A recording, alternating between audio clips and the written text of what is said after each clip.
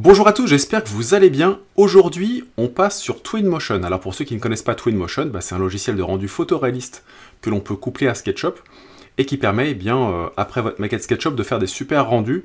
Donc ça fonctionne en dehors de SketchUp, il faut d'abord importer le fichier SketchUp dans Twinmotion. Et ce qui est super intéressant, c'est que le logiciel a une version qui est 100% gratuite, donc vous pouvez vraiment l'utiliser et vous amuser avec. Aujourd'hui, je vous propose de voir comment débloquer les fonctions de ce qu'on appelle le ray tracing. Alors le ray tracing, c'est quoi?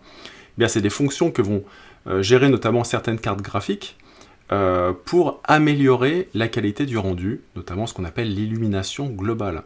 Donc avant la version 2022 de Twinmotion, le logiciel ne gérait pas le ray tracing, d'accord?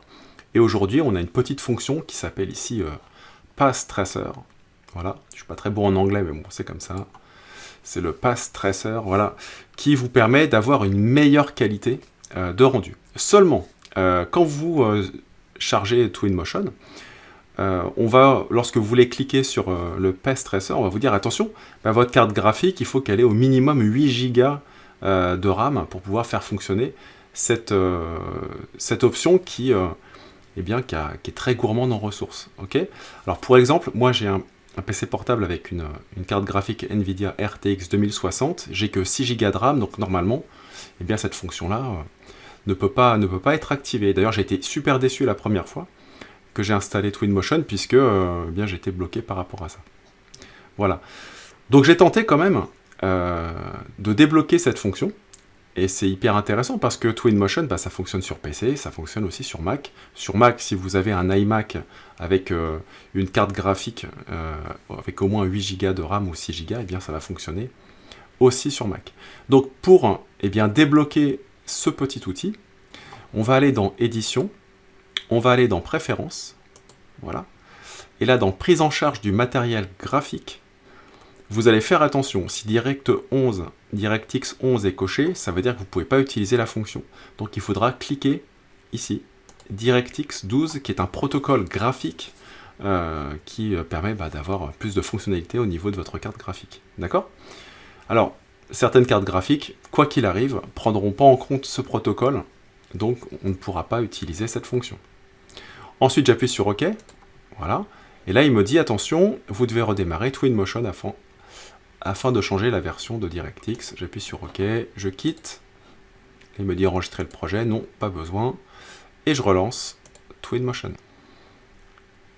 Voilà, je me retrouve de nouveau dans Twinmotion, et puis je vais essayer de cliquer cette fois-ci sur ce petit bouton, on y va, on clique sur le petit bouton, voilà, et là, vous voyez que j'ai un petit sablier qui s'active, et voilà, là il m'a fait mon rendu photoréaliste, ray tracing. Bon là on voit absolument rien, il se passe rien du tout. Donc je vais vous montrer tout de suite un exemple qui va mettre en avant ce que je suis en train de vous raconter. Donc je vais aller ouvrir une salle de classe, on y va. Voulez-vous sauvegarder votre projet? Non. Donc j'ai fait un petit fichier SketchUp qui s'importe directement dans Twinmotion.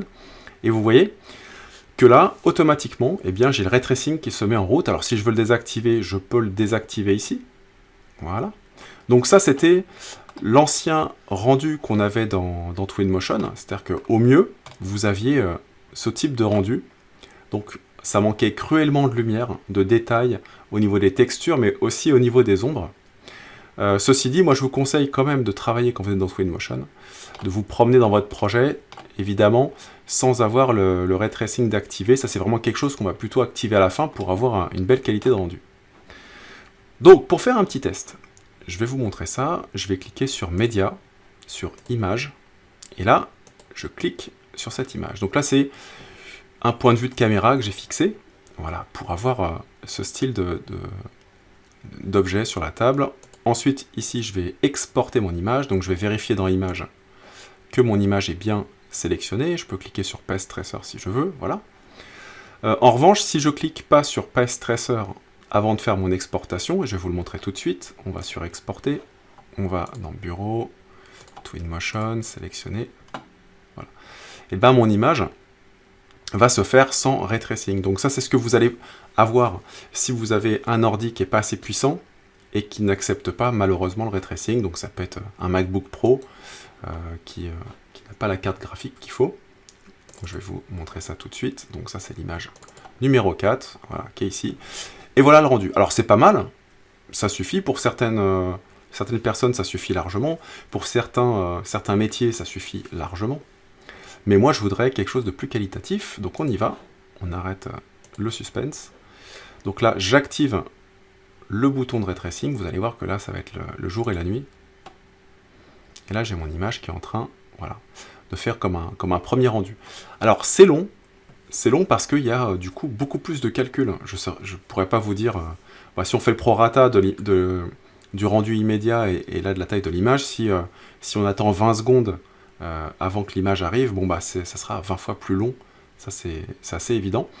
Mais vous voyez tout de suite la qualité, enfin ça c'est vraiment ce qu'on attendait chez Twinmotion, c'est cette qualité d'ombrage, de texture qu'on retrouve eh bien, plutôt dans des logiciels comme V-Ray, comme TA Render. Et donc là je vais pouvoir exporter mon image. Donc on y va, donc je vais laisser toujours image 4 activée avec le ray tracing, qui est pour l'instant activé. Je fais exporter, on y va, donc bureau, Twinmotion.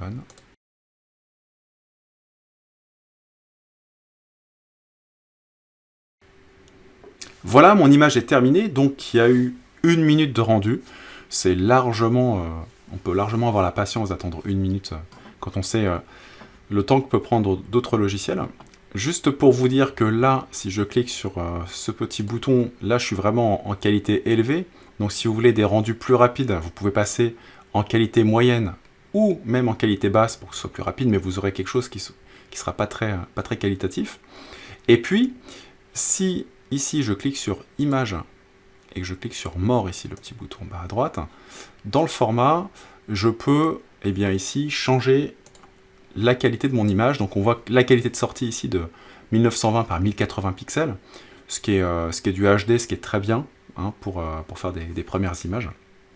Sachez qu'on peut passer en 2K, c'est-à-dire au moins passer à plus de 2000 pixels dans la version gratuite de Twinmotion, ce qui est aussi très très bien pour faire des petits rendus.